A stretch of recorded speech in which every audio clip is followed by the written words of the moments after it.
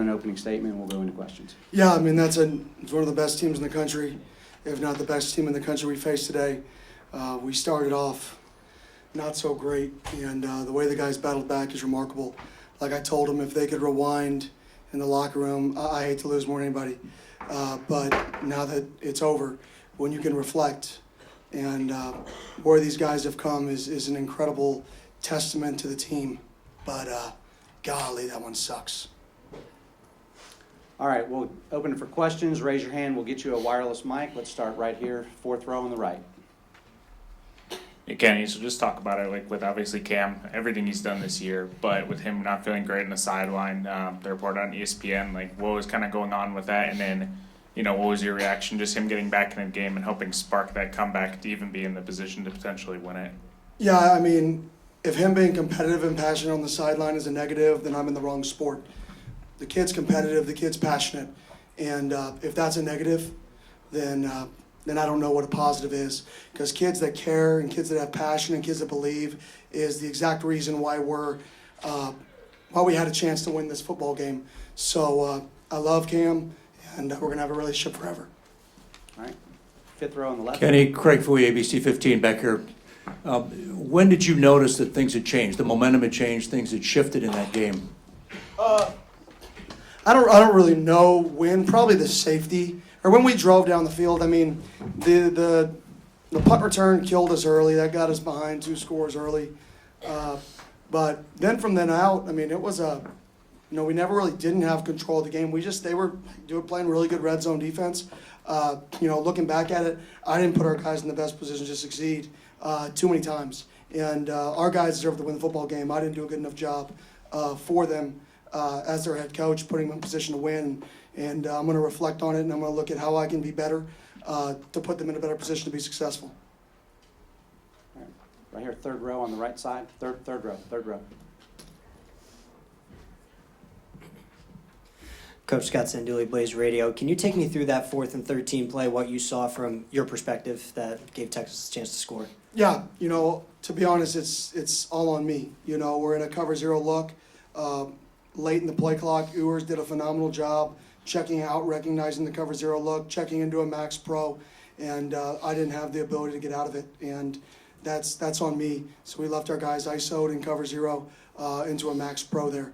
I gotta go into that game with an ability to get out of that call, and like I said, there's a lot of things that I got to do better to help our guys to win a football game. That's one of the many things that, as I reflect, I got to be better, because our guys played good enough to win. Our guys battled good enough to win, and this game's 100% on me. All right here, front row. Yeah, Kenny, have you ever seen a more heroic game than somebody like Cam? And is it hard not to think you had the best team today? Yeah, at the end of the day, the best team is the team that wins the football game. Bottom line, and that's a really good football team we faced. That's one of the best teams in the country, and they've built that thing over 4 years to get to where they're at. And I have the utmost respect for Sark and that entire football team, and I know our team does as well, because that was the battle. But when you look at it, did we belong on the field? I think a lot of people were questioning that, and I don't think any person questions if we belonged on the field. Now, there are no moral victories when the season ends. There's no such thing. This should hurt. This should be painful. The locker room is dreadful right now, and it should be. If it wasn't, something would be wrong. But at the same token, now that this is over, I really am going to challenge our guys to reflect on where it all started, because it really is remarkable. And, like I said, I won't be able to sleep for a while, but I will reflect immediately, because it's an incredible season. And what these 2 guys did this year is absolutely, unbelievable. And everybody should have the utmost respect for what both of those guys did, not just being the players they are, but the leaders of the football team. All right, next question here, second row on the left. Kenny, I was wondering, after the game, you went and there were some guys walking off the field, and you went and kind of circled them back toward the middle of the field, and some guys on the bench. What were you doing there? Yeah, you lost the game. Doesn't mean you just get to leave. Like, you shake hands. That's what you do. That's sportsmanship. So nothing more than, if we would have won, you shake the team's hand. You lose, you go out there, and it's not fun, but that's part of life. Okay, we're open for questions of players during this same time period as well, so keep that in mind. All right, we're going to go next all the way back on cameras. Hey, Sam, this question's for you. Max Capeta, Walter Cronkite Sports Network. The emotions on your face right now are obviously evident. You're obviously holding Cam's hand. This being your first college football season, what are you going to reflect the most out of today, and what can you say just about the effort that the man sitting next to your left put out there today and just left out on the field? Yeah, I mean, I just want to, cherish, really cherish everything that comes with the season. It's so special, and this group of guys is so special, especially, the two sitting next to me, the amount of time that, just the amount of time that I spent with them and, just the work that we put in. It's just going to hurt me not to be with him next year. Obviously I got another year, but I'm just going to go into this next season and, not take anything for granted, off-season workouts, the late nights in the facility and everything like that. So, yeah. All right, staying in the back row. Jordan Ham, Sports 360 AZ. This is for all three of you. Just when people think of the 2024 Arizona State Sun Devils, what do you want them to think of first? Cam, start with you, please. Undeniable. We fought through everything all season. We let them hang the whole year.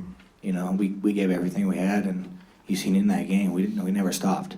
I bet you nobody in this room thought we were gonna even be close when we went down 17-3 in that first quarter. So we believed in ourselves. We believed in what we had going, and undeniable is what this team's about. Because like you said, heroic too. Heroic. Everybody on this team believes in each other, and that's what kept us close. Sam? Crazy season. I feel like one of the best things is, just passion. I feel like, it's pretty special. And that stems from Coach Dillingham and the staff. We just have a different level of passion and something I've never been a part of. Family. Right here. Yeah, Max Olson, ESPN. Question for Coach Dillingham. The performance from Cam, the go route, the touchdown pass he threw on fourth down, just some of the plays he made to just insane. Where does that one rank for you, just individual performances you've seen?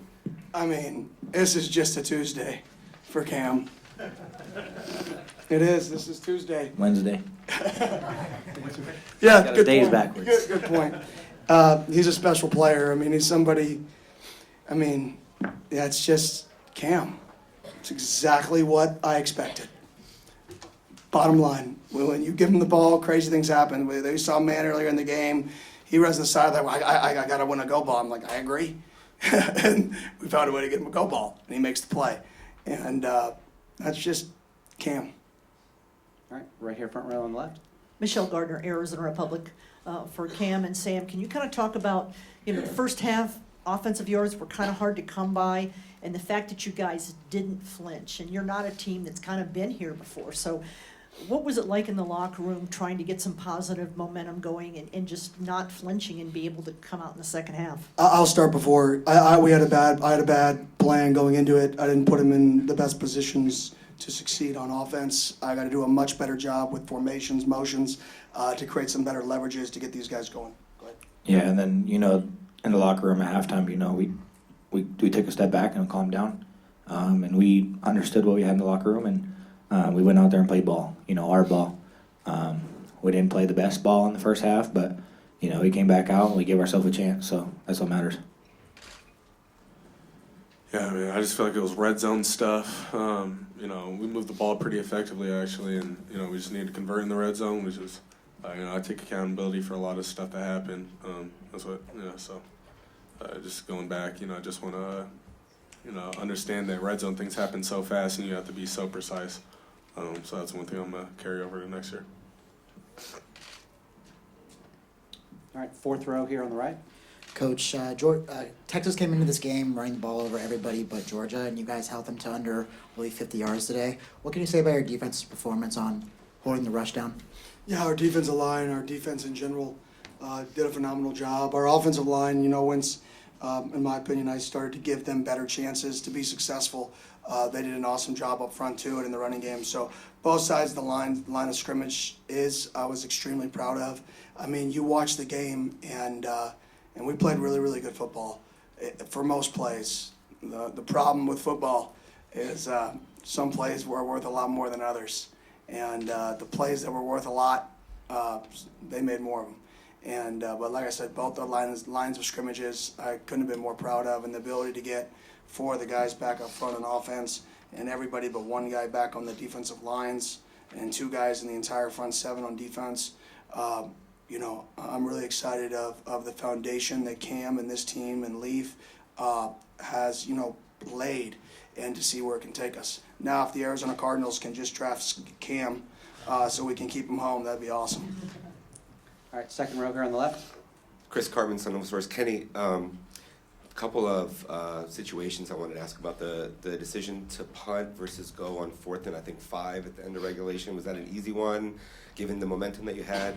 And then also the targeting review that was not called targeting that you talked to the officials about, and what you thought about that. Yeah, the punt was, we were playing good defense, and the score of the game, we kind of had to, in my opinion. Just 4th and 5, low percentage, doesn't even give you if that go for it would have guaranteed us a win, we would have gone for it. So plus 35, if you completed it, plus 30, you complete it, you win the football game with a field goal, 100% would have gone for it. But that go for it would not have clinched a win.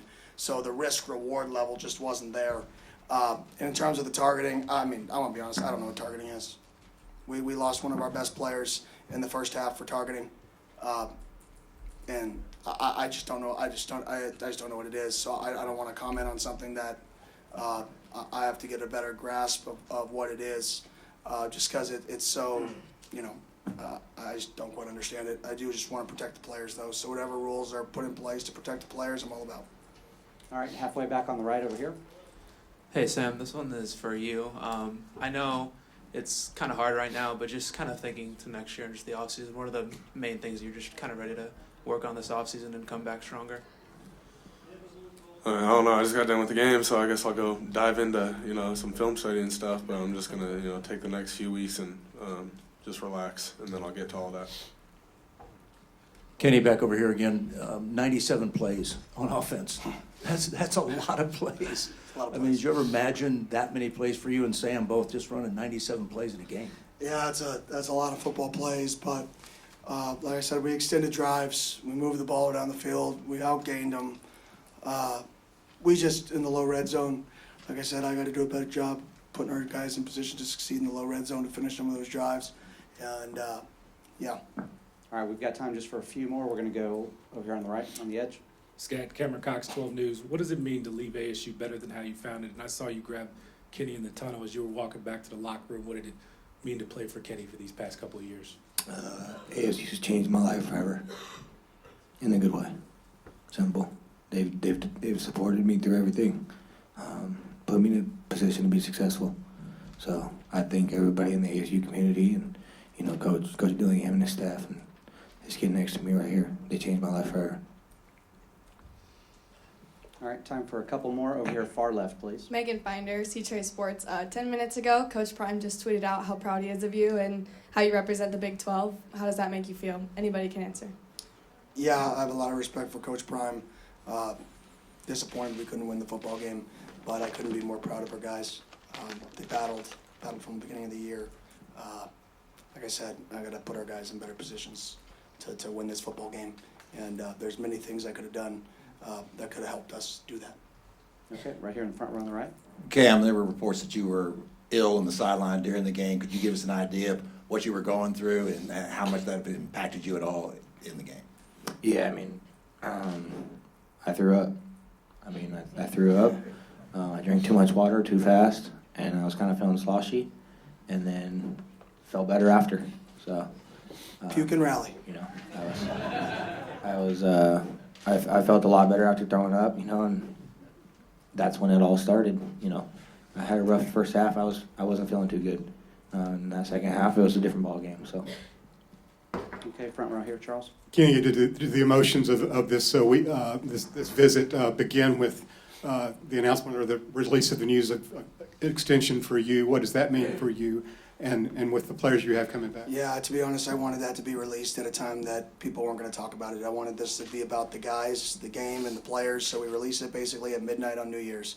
So it's not in the media because it's not about me, it's about these guys. But I'm fired up that we can continue to build this thing. And like I said, I'm a Sun Devil, and that's awesome for me, but I didn't want that to be a distraction or people to really talk about it.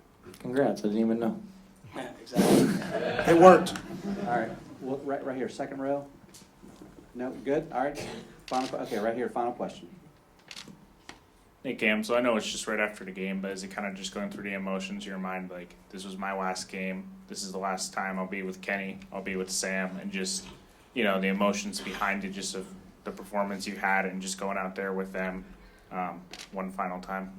Yeah, I mean, Coach Dillingham's got the longest future in coach history, I promise. And then, you know, this kid next to me, he's going to play on Sundays. I'm going to play on Sundays. So us three right here, you know, we got a long life ahead of us. This is just the beginning for us. No matter what, these guys will be in my life forever. So it's awesome that I was able to play football for and with them. And, you know, I'm happy to be in the position I am. And, you know, for him to put me in a role to be successful, and then, you know, Sam executing to help me be successful. I just hats off to those guys, and, you know, I love those guys forever. All right, I think that's a good place to end it. If you guys will sit tight for 1 second, Cam, we've got something to present to you. In 26 years, we've never had a puke award. But no, this is, in 26 years, we've never had to be able to do this. And with about 7 minutes left, the media voted Scat as the MVP. And so the offensive MVP of the Chick-fil-A Peach Bowl. Scat, congratulations.